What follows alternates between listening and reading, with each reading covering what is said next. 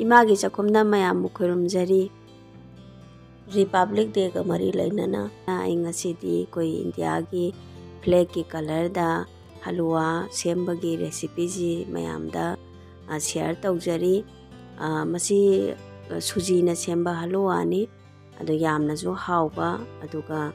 मरक सिदा याम हाउनबगी ट्रिक मयाम अमा याउरी अदोमना वीडियो से लो फाउबो येंबियो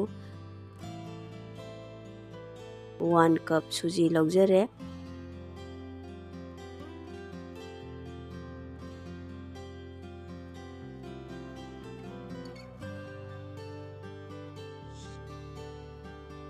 अना हौजी संगोम से पवा अमा लौजरे अदो मसी अमो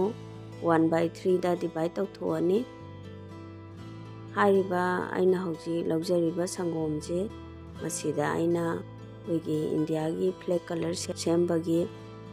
फूड कलर जे हपचरी असिदा अना हाना कोई केसरी कलर को डार्क केसरी ने कोई ऑरेंज कलर हपचरे अदुगा सिना ग्रीन कलर ने अदुगा व्हाइट ओइगदबसिना अदुम संगोम की कलर सिना अदुम यारनी मसी लेजरे सिना व्हाइट ओइरनी सिना ग्रीन कलर ओइरनी मसीना कोई केसरी कलर दो ओइरनी को ऑरेंज कलर डार्क ऑरेंज दा मसी लेजरे अदो अइना काजू खरा अमा लौजरे किसमिस खरा अमा बादाम खरा अमगजु लौजै को मसी लेजरे अगी पोतसिंगसे हाना अरेंज तौजरे हौजी अइना अमु गैस रोम दा चलाबा मतुंग गैस से ऑन तौरगा खांग से थांगजरे मसी हाना साहलजी ngahaktang aduga koi suji je hausikti thau hapkhiroi gi hapkhiroi adum dry oina adum ngaugini ko masi hana haipeta ngauthokpiro मसी ट्रिक नंबर 1 नि मागी कलर जे कितंग चेंज लाकनी को डार्क ब्राउन कितंग ओरकनी एगी जे हौजी मुल्ले सुजी जे ngौबलो जरे दो साइड ता खरा इंगनबा लौथोगा थमसी अदुगा मु खांगजिदा कोई बेसन जे अइना 2 टीस्पून ने लौजरिबसे मसी ngौगनी मसी जो कोई मुन्नबा ngौबियो अदुम खरा कलर जे दा ओइसलप फावबा मसीना ट्रिक नंबर 2 नि बेसन जे मुल्ले हौजी अदुना इन साइड ता थोरा थमजगरे अदुगा अमु खांगजे अमु थांगचरे मसीदा इन 2 टीस्पून घी हपचरे को घी लेत्रगना रिफाइंड ऑयल ओइना तौरबसे अदुबु घी नदी हेली माहौजे अदुना यारिगैदी घी ओइना सिजनबियो दाई हौजी घी से सारबा मतुंग ngасai ngौगिबा सुजीदो अमु हपचरे मसी अमु फजना घी सिदा को मिक्स तौसलगा कोई फजना सुजी सिना घी सिंगे लोय चुपसनगरे को अदुगा अमु अइना बेसन ngौरा थमगिबदो अदु मु हपचिनजरे मसी फजना मिक्स तौसलगा ngौरा सिंग हक्तंग कोई हलवा हौबा मतमदा कोई बेसन हापसे याम हावली अदोमसो अमुक्तंग मसी की ट्रिक से सिजनरगा येंबियो याम हावबनी हौजी इसिंग खरा हपचनबिरो अदुम अदोमगी सुजीदो यामबदुगी चांगदो येंगगा यागदबा चांगदा इसिंगदो हापिरो आइना जो हपचिनजरे अदुगा फजना मिक्स तौरगा को कोई मुलहनगी जी कन्ना सौगले आइगिसे अदो मसीदा ओकदबा चांगदा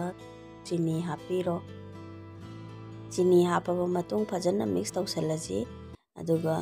कोई चीनी जे सुजीदा फजना सुपसनबा ngahak सवनगिसी एगिसे कलर जो याम फजरे अदुगा मसीना सौरिङादा अमुक सोमदा घी खरा हपचरे को आइना अदुगा ड्राई फ्रूट सिंगजी फजना खितंग ngौथोकसी कोई हाना हाइफेन ngौथोकपसिना हावबे हेलली साबा मतमदा मसी मुल्ले मसी जो साइड तौरा थमगसी अदुगा सोमदना आइना हलवा से यारे चप चारे मही से को अदुम मसे कोई सरू अहुम थोंना खाइदोपिरो को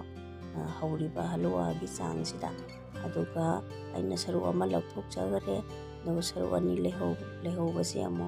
डिवाइड तौथोगा कोई अमा जो मु लौथोकजगरे सरू अमा लेमहौरे मसिदा अइना ꯒ꯭ꯔꯤꯟ ꯀꯂꯔꯒꯤ ꯉꯁꯥꯏꯒꯤ ꯁꯪꯒꯣꯝꯗ ꯇꯤꯠꯈꯤꯕ ꯃꯍꯤꯗꯣ ꯍꯩꯖꯤꯟꯖꯔꯦ꯫ ꯃꯁꯤ ꯑꯃꯨꯛ ꯐꯖꯅ ꯃꯤꯛꯁ ꯇꯧꯁꯜꯂꯁꯤ꯫ ꯀꯂꯔꯁꯦ ꯌꯥꯝ ꯐꯖꯔꯦ ꯌꯦꯡꯕꯗ ꯄꯨꯔꯥ ꯒ꯭ꯔꯤꯟ ꯑꯣꯏꯔꯦꯀꯣ꯫ ꯑꯗꯣ ꯃꯁꯤꯗ ꯑꯩꯅ ꯘꯤ ꯈꯤꯇꯪ ꯍꯥꯞꯆꯔꯦ꯫ ꯘꯤ ꯈꯔ ꯍꯥꯞꯄꯁꯤꯅ ꯑꯩꯈꯣꯏ ꯁꯥꯏꯅꯤꯡ ꯀꯥꯍꯜꯂꯤꯀꯣ, ꯀꯂꯔꯁꯦ ꯑꯃꯨꯛ ꯍꯦꯟꯅ ꯃꯌꯦꯛ ꯁꯦꯡꯍꯜꯂꯦ꯫ ꯑꯗꯨꯒ ꯁꯤꯅ ꯑꯃꯨꯛ ꯑꯣꯔꯦꯟꯖ ꯀꯂꯔꯗꯣ ꯑꯃꯨꯛ ꯇꯧꯖꯔꯦ꯫ ꯑꯣꯔꯦꯟꯖ ꯀꯂꯔꯁꯤꯁꯨ ꯑꯗꯨꯝ ꯆꯞ ꯃꯥꯟꯅꯩ, ꯑꯩꯈꯣꯏ ꯃꯁꯤꯁꯨ ꯑꯗꯨꯝ ꯐꯖꯅ ꯃꯤꯛꯁ ꯇꯧꯁꯟꯖꯔꯦꯀꯣ ꯑꯩꯅ꯫ ꯑꯗꯨꯒ ꯋꯥꯏꯠ ꯀꯂꯔꯗꯨꯗꯤ ꯑꯗꯨꯝ ꯃꯁꯥꯒꯤ ꯉꯁꯥꯏꯒꯤ ꯁꯨꯖꯤꯒꯤ ꯀꯂꯔꯗꯨ ꯑꯗꯨꯝ ꯑꯣꯏꯍꯟꯖꯔꯦ ꯑꯩꯅ꯫ ꯃꯁꯤ ꯂꯩꯖꯔꯦ ꯑꯩꯅ ꯍꯧꯖꯤꯛ ꯁꯔꯚꯤꯡ ꯄ꯭ꯂꯦꯠ ꯑꯃ ꯂꯧꯖꯔꯒꯀꯣ ꯁꯔꯚ ꯇꯧꯖꯔꯦ꯫ ꯑꯩꯈꯣꯏ ꯏꯟꯗꯤꯌꯥꯒꯤ ꯐ꯭ꯂꯦꯛꯀꯤ ꯈꯤꯇꯪ ꯄꯨꯔꯥ ꯃꯥꯟꯕꯃꯛꯇꯤ ꯅꯠꯇꯦ, ꯋꯥꯏꯠꯀꯤ ꯀꯂꯔꯁꯦ ꯈꯔ ꯋꯥꯏꯠ ꯑꯣꯏꯕ ꯋꯥꯠꯂꯦ, ꯑꯗꯨꯕꯨ ꯈꯔ ꯃꯈꯩꯗꯤ ꯑꯗꯨꯝ ꯃꯥꯜꯂꯦ ꯍꯥꯏꯇꯥꯔꯦꯀꯣ꯫ ꯃꯁꯤꯗ ꯑꯩꯅ ꯁꯦꯝꯖꯔꯦ꯫ ꯐꯖꯅ ꯁꯦꯠ ꯇꯧꯁꯟꯕꯤꯔꯣ ꯁꯨꯃꯥꯏꯅ꯫ ꯑꯩꯈꯣꯏꯒꯤꯗꯤ ꯑꯥꯔꯃꯤ ꯃꯅꯨꯡ ꯑꯣꯏꯕꯅꯤꯅꯀꯣ, ꯑꯥꯔꯃꯤꯗ ꯂꯩꯕꯅꯤꯅ ꯑꯩꯈꯣꯏ 26 ꯖꯅꯋꯥꯔꯤꯒꯨꯝꯕ